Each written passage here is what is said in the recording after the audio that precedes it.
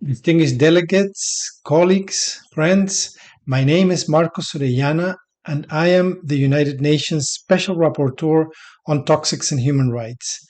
This is a special procedure of the UN Human Rights Council that has been created in the understanding that exposure to hazardous substances and wastes can compromise the effective enjoyment of a range of internationally protected human rights, including the rights to life, health, and a healthy environment.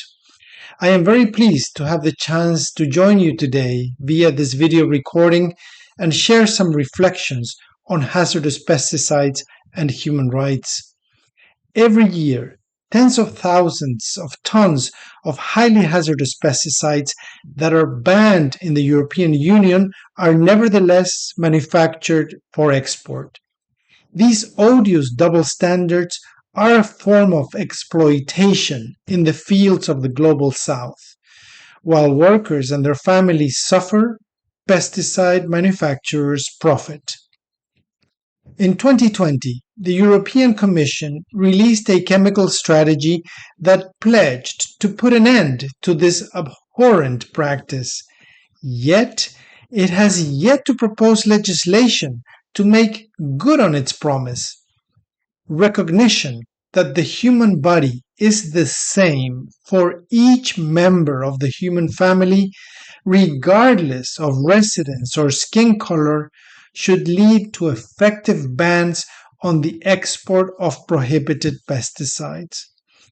The moral imperative for a ban on the export of banned pesticides is clear.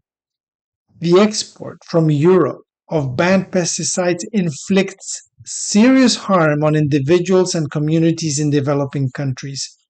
Exposure to hazardous pesticides causes cancers, infertility, diabetes, neurological diseases like Parkinson's, Alzheimer's, and disorders of the endocrine and immune systems, among other serious harms.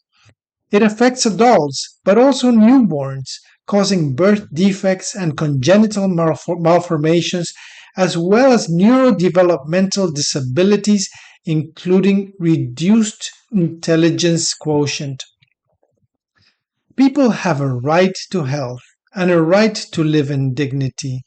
The European practice of exporting banned pesticides is a blatant violation of these fundamental rights. Certain industry actors have at times argued that if only workers used personal protective equipment, then banned pesticides could be used safely.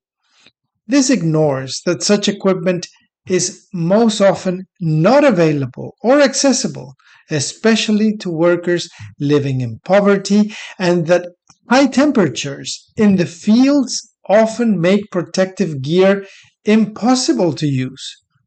This argument also puts the burden on the weakest link of the agricultural value chain, and it misses the ecosystem impacts, especially on pollinators and loss of biodiversity. Certain governments have argued that each country is sovereign to decide what to import. This argument overlooks the lack of capacities of most developing countries to manage the information necessary to make such determinations. It also neglects the human rights obligations of states regarding the foreseeable consequences of their conduct in other countries.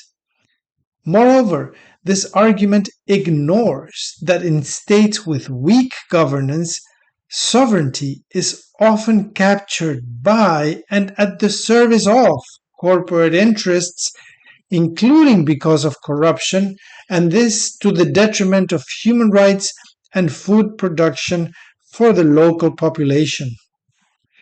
Certain actors have also argued that a European ban on the export of banned pesticides would simply displace production elsewhere, depriving European industry from income without solving the problem.